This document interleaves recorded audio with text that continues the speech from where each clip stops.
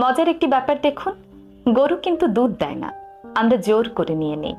গাধাও বোঝা বহন করে না, আমরা জোর করে তার পিঠে চাপিয়ে দিই।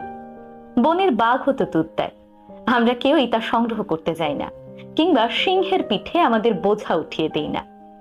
বাঘ আর সিংহ মানুষের কোনো কাজেই আসে না, বরং সুযোগ পেলেই তারা আপনাকে গিলে খেতে পারে।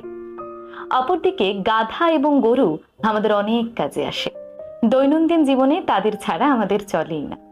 তবুও গরু এবং গাধাকে আমরা বোকা এবং অবহেলার পাত্র হিসেবে বিবেচনা করি।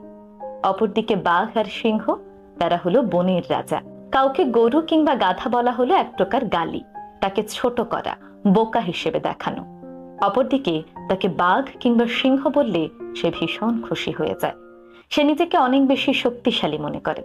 ভাবার বিষয় কিন্তু এখানেই, যারা সব সময় প্রতিনিয়ত মানুষের উপকার করে যাচ্ছে, তারা দিন শেষে এসে অবহেলার পাত্র হচ্ছে। আর যারা কোনো উপকারই করছে না, হুঙ্কার দিয়ে যাচ্ছে, তারাই শক্তির প্রতীক হয়ে যাচ্ছে। তাই বারবার কারো উপকার করার পরেও যখন আপনি দেখবেন আপনাকে অবহেলা করা হচ্ছে, ছোট দেখানো হচ্ছে, তখন সেই জায়গা থেকে প্রস্থান করাই ভালো। কারণ সেই মানুষগুলো আপনার উপকারের কদর করতে জানে না। যেই মানুষগুলো আপনার উপকারের কদর করতে জানে, সেই মানুষগুলোর উপকারে ঝাঁপিয়ে পড়ুন, নয়তো সারা জীবন